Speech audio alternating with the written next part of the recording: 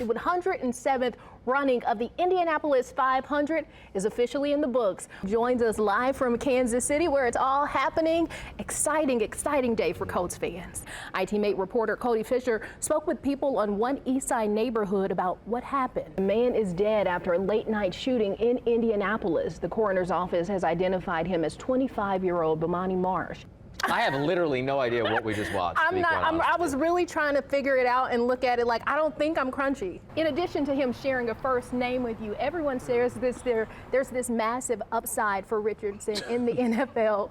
What should Colts fans expect to see this year and in the years to come? From iTeammate, a new report from the Violence Policy Center ranks Indiana third in the nation for black homicide rates. Curly-haired people, you're safe in the next couple days. Yeah, you should be fine. It's going to be hot out there, so I won't save you from the sweating, but it makes the humidity might be a little lower. Exactly. One-stop shops that have been helping Hoosiers after the storms will remain open next week in Sullivan and Whiteland. As we get a little bit closer, we'll start to see things clear out, but it won't be happening today, I'm guessing. Let's fly and get ready for Eagle Creek Park Ornithology Center's Bird Fest 2023. The NFL shared the video call between the two that got Big Brother choked up.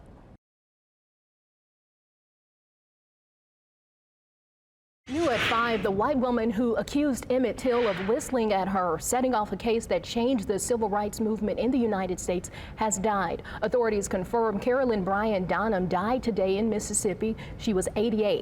In 1955, Bryant claimed Till, a black teen, whistled at her outside a grocery store. Till was lynched, beaten, and murdered. A jury found Bryant's husband and another man not guilty in the death. Last year, a Mississippi grand jury declined to enforce a kidnapping arrest warrant on her.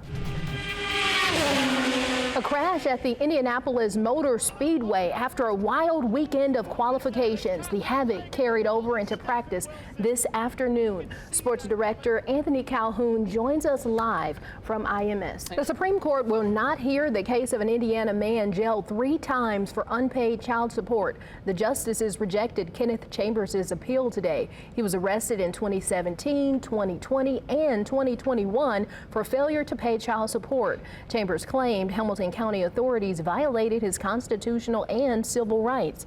He was seeking at least $20 million in damages. A federal judge in Indianapolis and a federal appeals court both rejected his lawsuit last year. The city of Lawrence has a new police chief. The mayor named Curtis Bixby to the role today. He will replace Gary Woodruff, who is nearing his retirement after 40 years in law enforcement. Bixby had served as deputy chief and has also been a patrol officer and detective. Among his top priorities, reducing crime, which he says can be done by engaging the city's youth. Meanwhile, a high-stakes meeting in the Oval Office. President Biden and House Speaker Kevin McCarthy are currently sitting down to negotiate raising the nation's debt ceiling.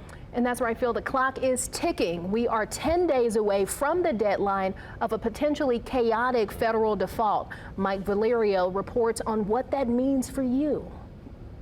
The stakes are high. The man accused of killing 4 college students declined to enter a plea.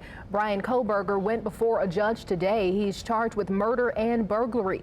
The judge entered not guilty pleas after he refused to enter a plea.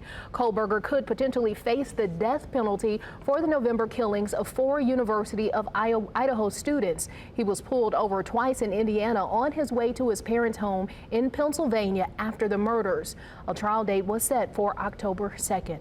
INDOT will host public information meetings in June focused on US 30 and 31 in northern Indiana. The meetings will dive into Propel 30 and 31 and planning an environmental study that INDOT says will assess innovative ways to renovate roadways while prioritizing community needs. The first meeting will be held on June 5th at Argos High School in Argos.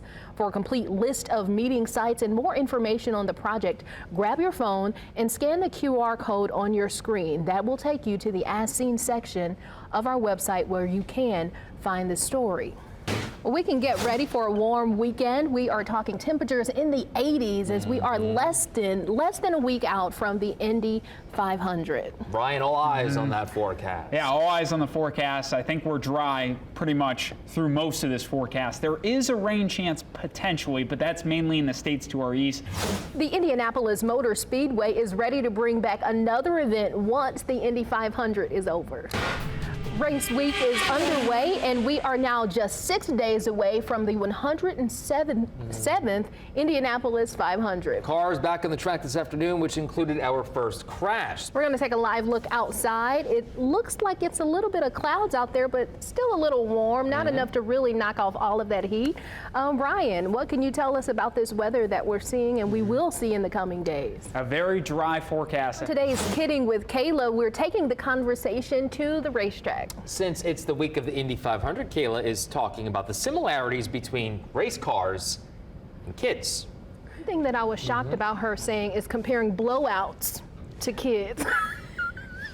Was that your first time of hearing that expression for the kiddos? Well, no, but it's Yeah. always funny when you don't have to deal with the cleanup. Absolutely it is. Yeah. Thank goodness, right?